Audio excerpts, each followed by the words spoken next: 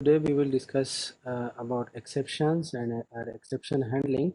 So what is exceptions and how it works? Exceptions are used to signal errors or unexpected events that occur while a program is running.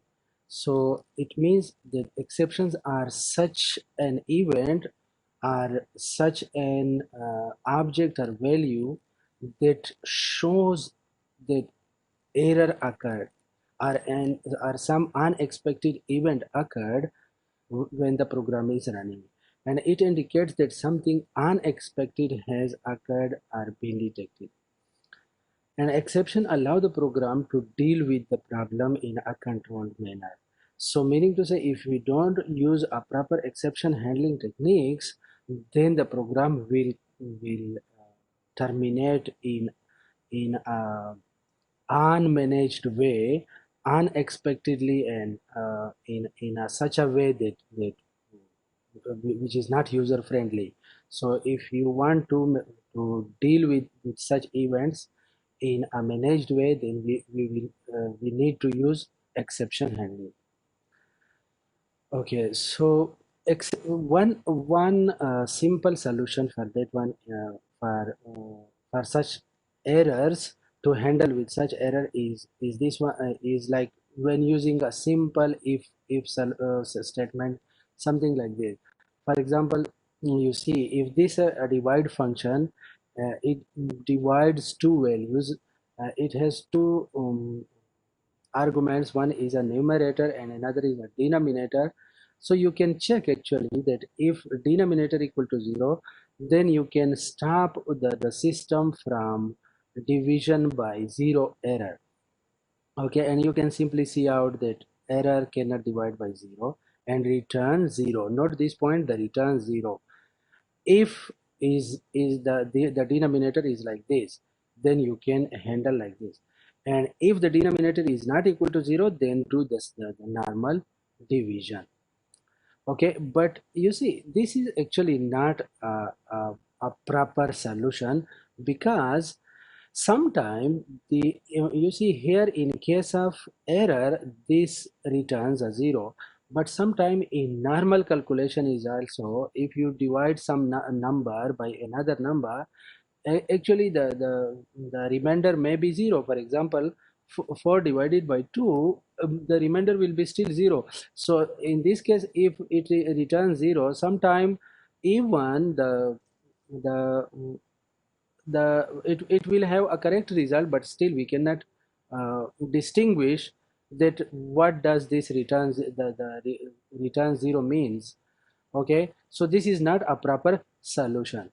So the proper solution is what, that we will have to use a proper exception handling techniques.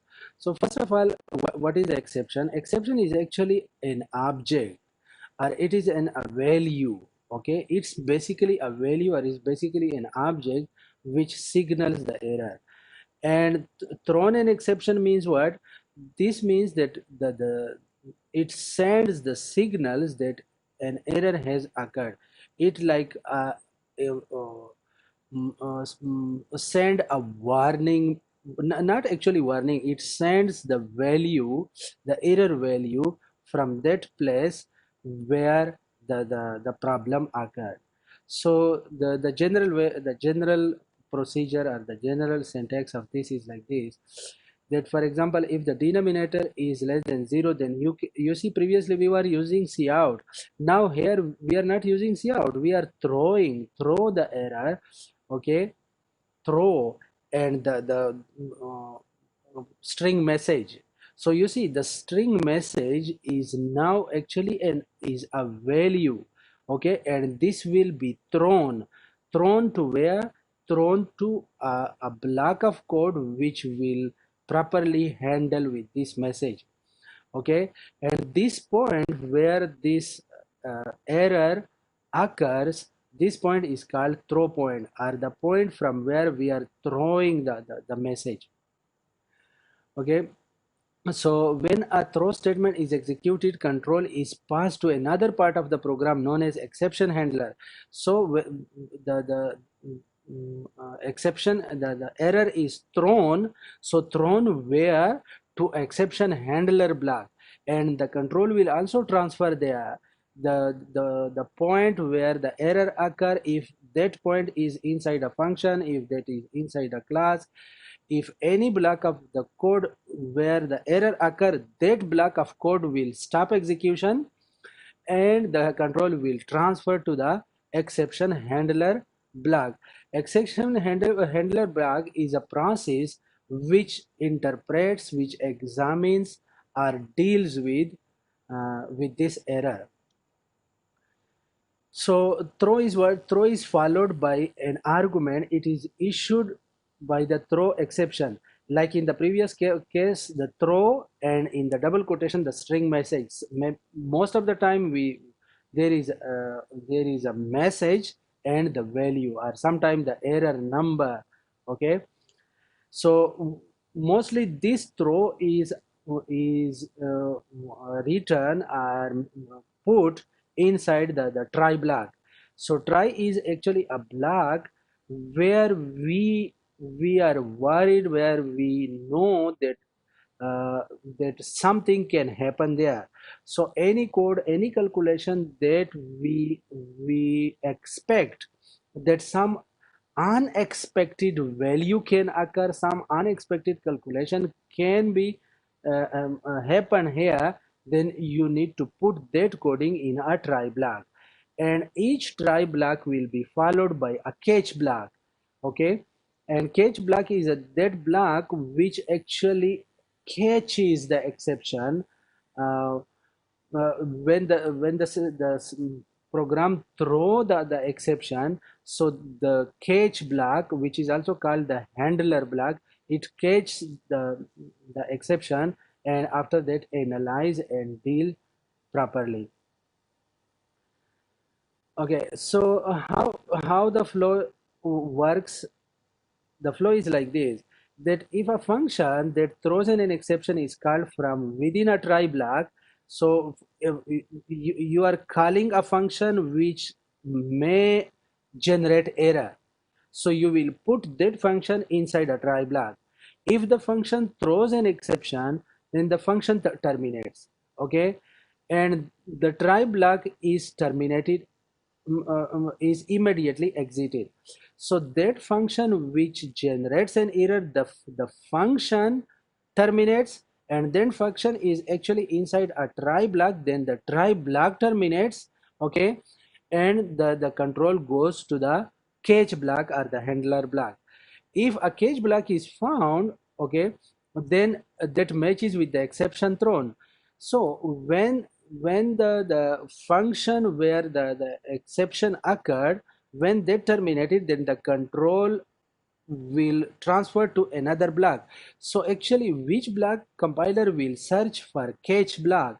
Okay, and it is also possible that there may be many catch block and many try block. So the compiler is looking for such a catch block which is which have same data type uh, of the thrown exception.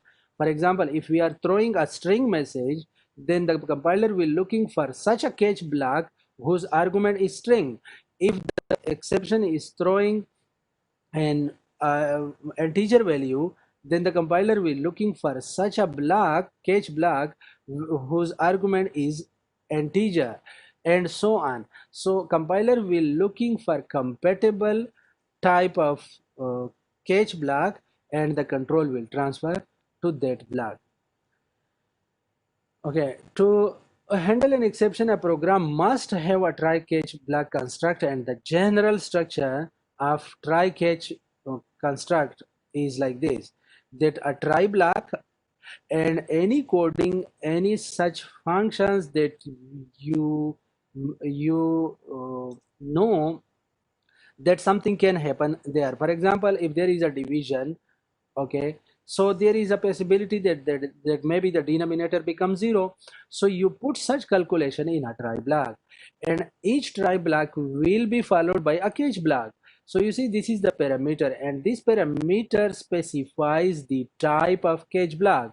Okay, so from the try block, a exception will be thrown, and that exception, if it is that exception will be matched with this parameter, and on the basis of this parameter, the catch block will be selected by compiler.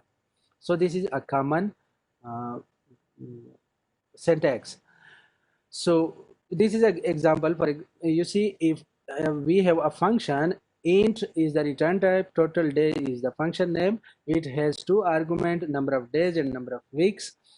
So we if we are calculating the number of days, for example, if the days are less than 0, or the days are more than 7, so meaning to say a week must have a number of days. The number of days within a week must be within the range of 0 and 7. So if the values are less than 0 or more than 7, then exception will be thrown. And you see, the exception is what? It is a string message. So the exception will be thrown, and this try block, this function, this total day function will terminate at this point. It will not run anymore. Okay, it will not come to the else part. It will be terminated, and the string exception will be thrown. Now compiler will be looking for such a catch block whose argument is a string value. Okay, then the control will transfer there. For example, if this try block, you see, if the total number of days equal to total days, so this is the function, or this function is called, and the two values are sent there. So if the exception um, happened there, if an error happened there, then that will throw a function, throw the exception. So this try block will be stop execution, and the compiler will come to this one, catch block. So its argument is a character string. Okay, so then this function, this catch block will be selected to handle the error, and here you see a proper message that error occurred. The error message will be displayed, and you see the same string which is thrown from there, that will be displayed here. So in this way, the program will not stop in abnormal way. The program will normally go after the catch block. If there is after the catch block is any type of execution, any block. Here we have a function double, divide, int, and int. So this is a divide function. It has two arguments, integer and integer. The one is for number of days, another for number of weeks. Okay, so here in the int main, int num1 and num2, so double the quotient. Okay, cout, enter two numbers, so the two numbers will be entered by the user. So you see here, user can enter any type of value. So maybe one number will be a 0, or maybe less than 0, or maybe negative.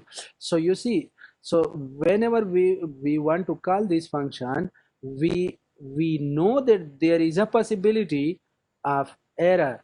So we put this coding in the try block. So you see, this is the try block. So within the try block, we are calling the function, this function.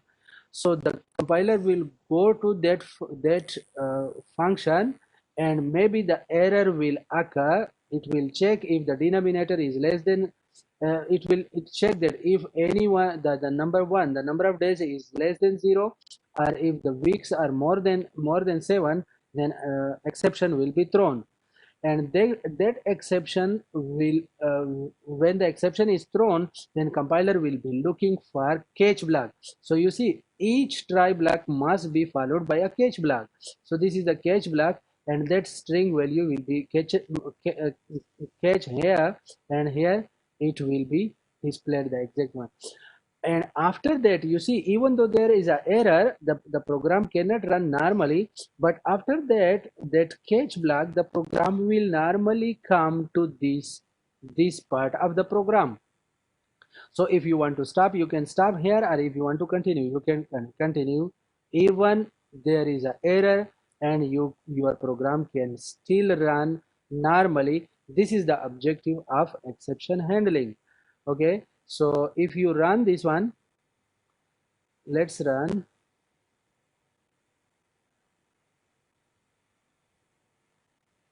Okay, so it will ask enter two number. So for example, first time I am entering normal values like 3 and 6. Okay, so the question is, you see 3 divided by 6 is 0.5. Okay, so it's a normal execution. Let's suppose run again,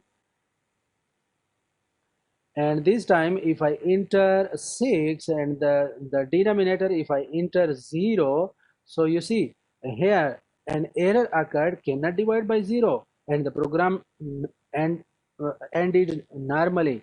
Otherwise division by 0 will generate an infinity value, and computer cannot handle with infinity, so the program will hang and will stop in such a way which is not a normal way. Okay, so this is the objective of exception handling.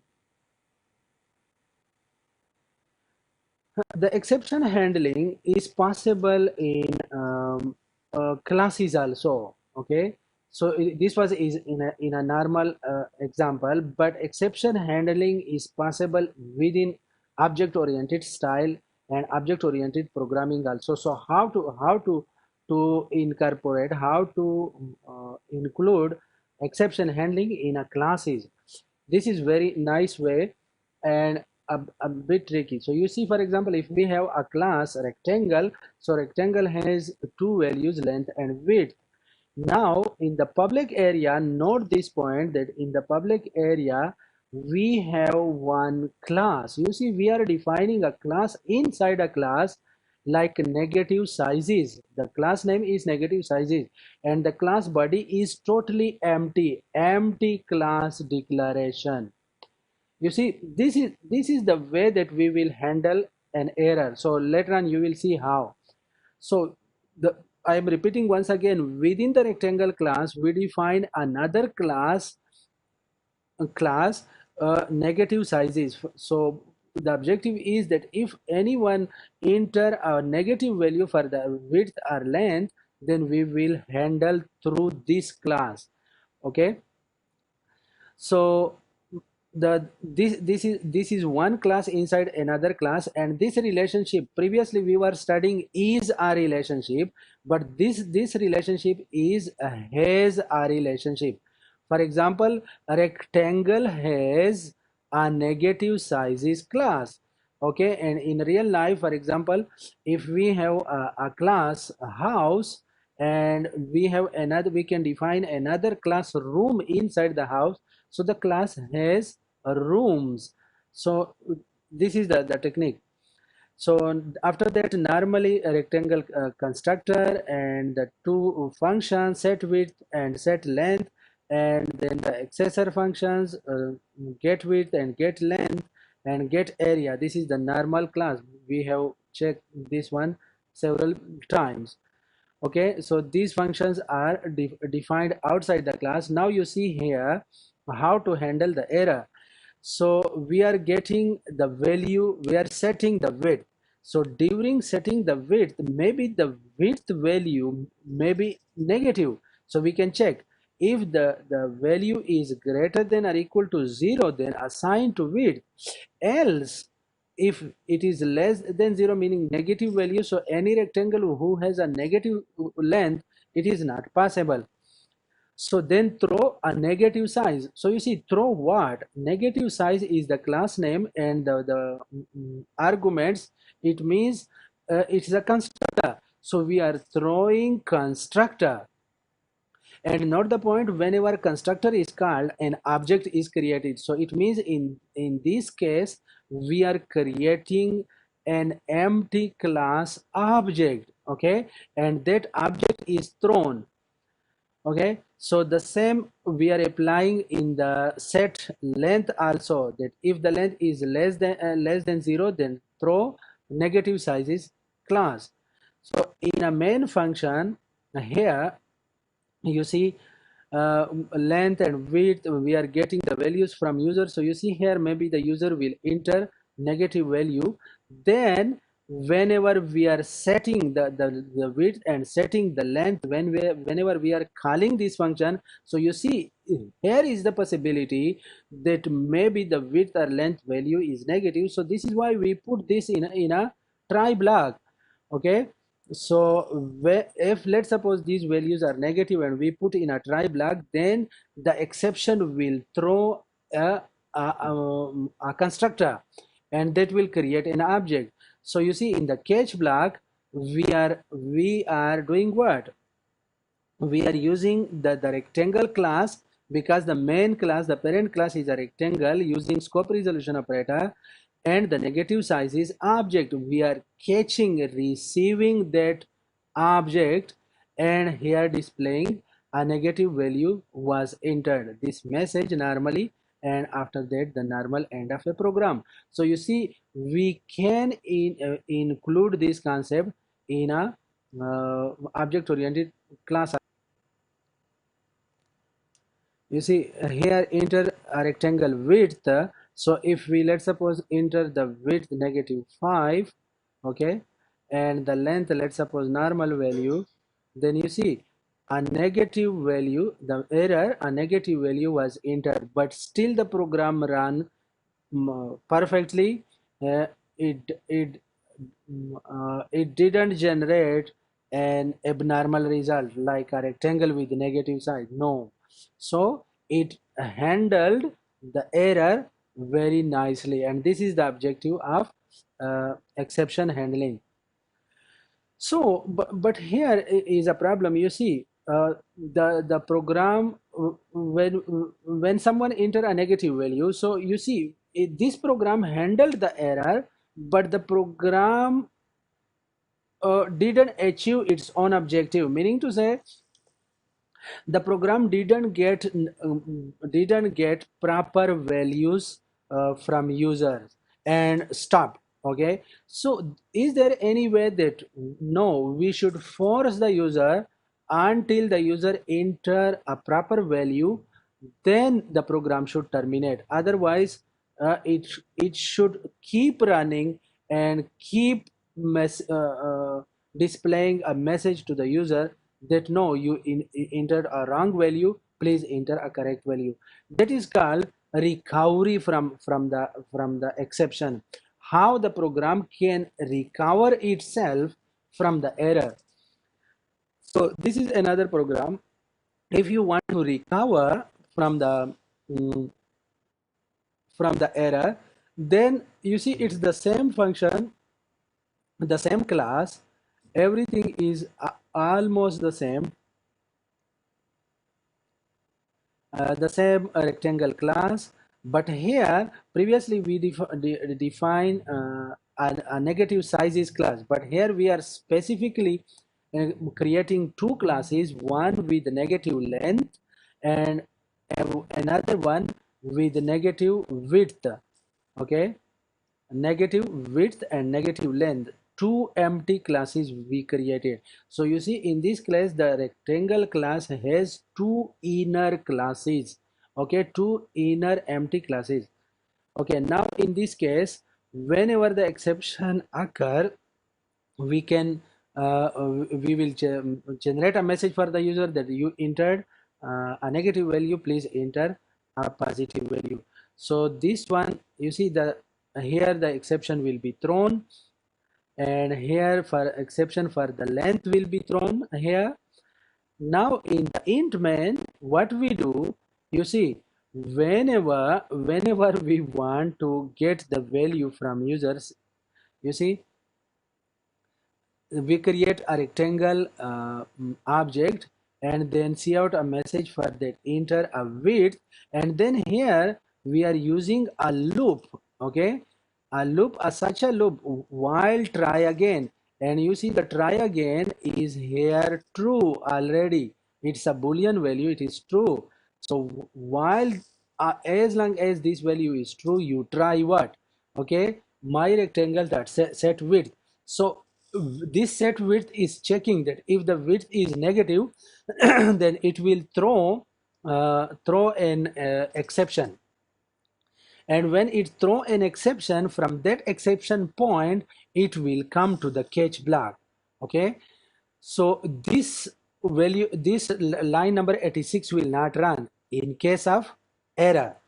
Okay, so meaning to say the try again will still true, and here you see the catch block will receive the negative width object, and the error message will displayed, and again please enter a non-negative value. You see, whenever the negative value is detected, computer will come to this point and will force the user to please enter a non-negative value, and again see in width. So if you, let's suppose second time you enter again negative value, when this function is called set width, okay,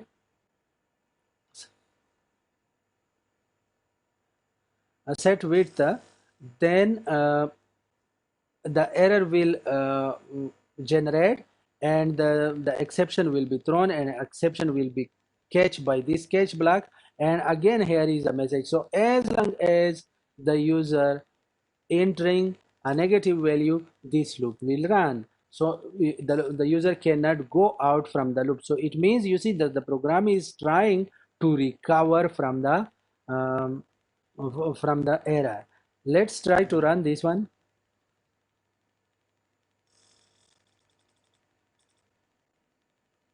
You see, enter a rectangle width. So I'm entering the width as a negative value.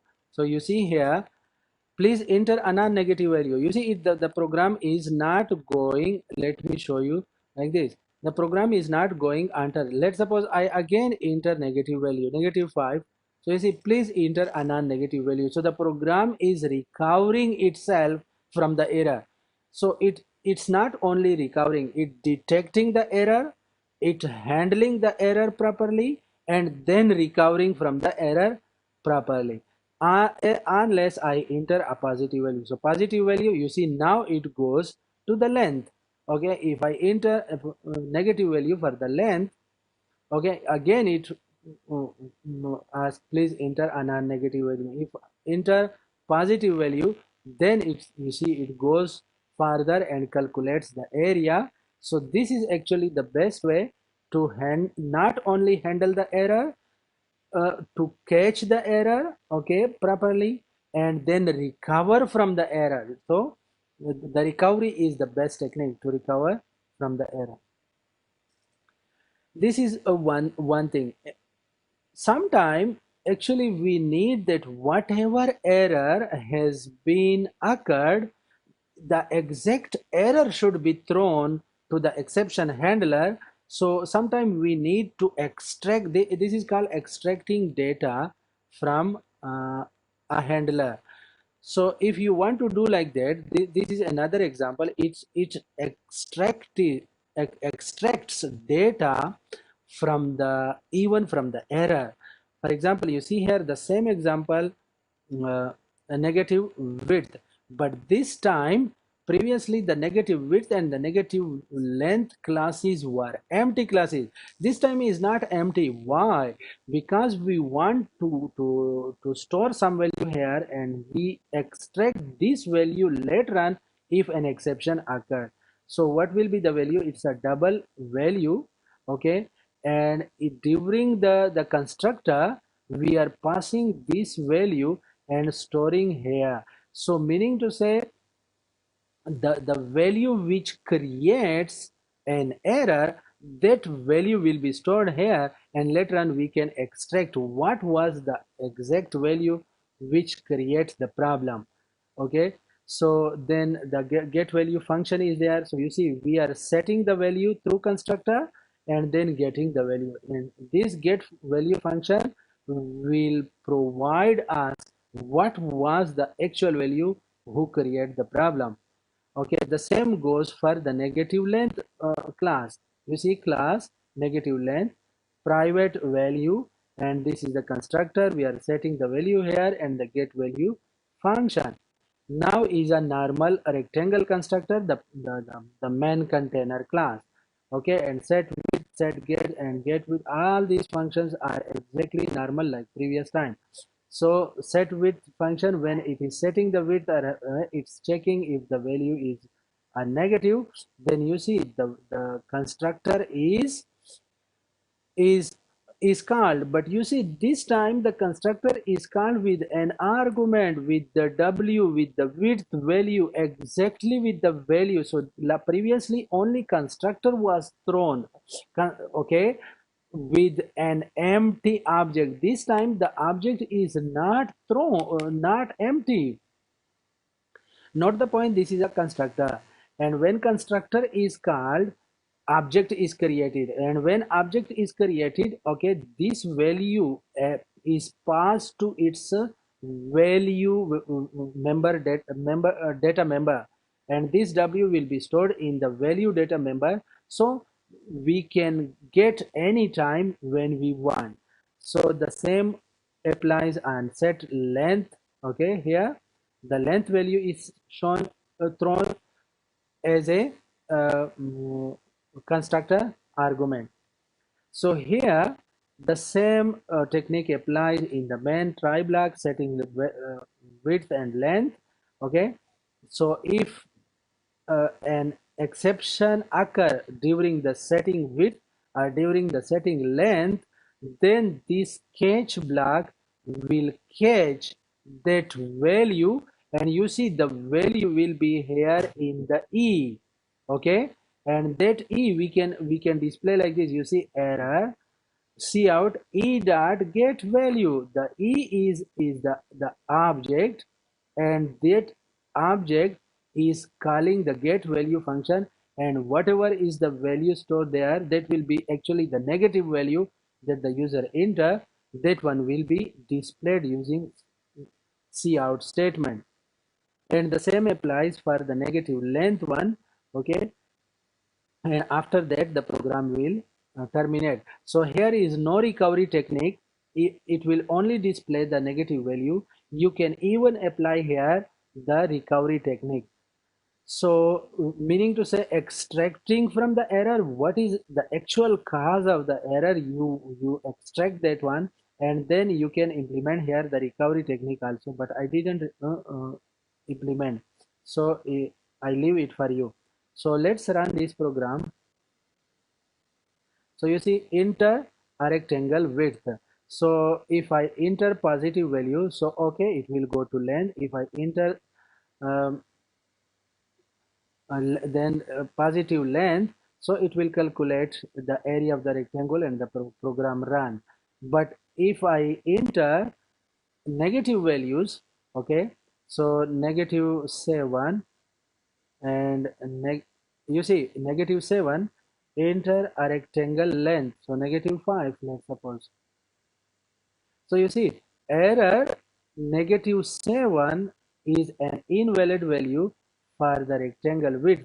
So you see even the program didn't went to the second value because an error occurred, and when the error occurred in the first try block, the control jump to the exception handler, to the catch block, and the catch block generate this error, and after that program cannot go back to the length area, because after once an error occur and control transfer to the catch block, then the control cannot go back unless you manage some mechanism to go back after that, meaning to say the recovery techniques, and the program terminates. So these are the different possibilities and different ways how to handle exceptions. Okay, so the same program we run. Let's go through. Okay, so you see what happens actually when an error occurs. So this is the try block. So this statement, the quotient equal to this is calling the function. So if this statement throw an exception, then this statement is skipped. You see, this statement will be skipped because here the error occur, the exception occur. So when exception occur, it throw the exception, and when it throw the exception, the compiler will go to the catch block. If the exception is a string value, you see here is a character uh, pointer, so it's a string value. So if it is a string value, the program will jump to this catch block. Okay, so it means maybe there will be many catch blocks, but it looks for the type of catch. Okay, and after the catching, when the catch block is executed, then program will come to a statement after the catch block. Okay, so meaning to say the program cannot jump back to the try block. No. Okay, so if you want to recover, then you will have to manage coding after the catch block to recover from the error. Otherwise, the normal procedure is like this: try, and if error occur, it will jump to the catch block, and after catch block, it will go to the part of the program which is after the catch block. So here, if for example, in the try block, if no exception and no error occurred, then the procedure will be normal. The try block will run. The catch block will skip. This will not run. And after that, after this closing bracket, the control will come to this part of the program. So this is the way how the try catch block runs. So I think we have almost explained, but let's see what some notes about exceptions. So exceptions are predefined functions such as new, may, throw exception. New is an operator and a function which dynamically create objects are variable. So sometimes it may create a problem. Okay, so you can put this type of coding in a try block, and the value that is thrown doesn't need to be used in a catch block. Sometimes we use, okay, we use like extraction from the error, and sometimes we don't use. If we don't want to use, then no name is needed for the catch parameter. Okay, in the catch parameter, the argument, no need to give the parameter name. Okay, and if you want to extract the error message, what is the exact cause, like the previous example as I shown, then at that time you will have to provide the parameter name in the exception block. So, okay, what will happen if the exception is not caught? If the exception is thrown but not caught by any catch block, an exception will be caught if it is thrown from outside the try. An exception will not caught, okay, if it is not inside the try block. If it is not inside the block, so exception will be generated and will be thrown, but there will be no catch block for that to catch because it is not inside a try block. Okay, then uh, if there is no catch block that matches to the data type of the thrown exception, then actually the system will terminate abnormally. If an exception is not caught, the program will terminate in abnormal way. Okay, objects, I already show you how we can use objects in a classes. It's the same explanation that I shown to you. The program is the same I already shown to you. Okay, uh, yeah, the recovery from the exception, I already shown to you the example. Yeah, so all these we have mostly covered. Yeah, this one, unwinding means that once an exception is thrown, the program cannot return to the throw point back, meaning to say the program cannot go back to the try block. The function executing the throw terminates. So any function where the error occurs, that function will be terminated. And it is also possible that maybe that function is called by another function.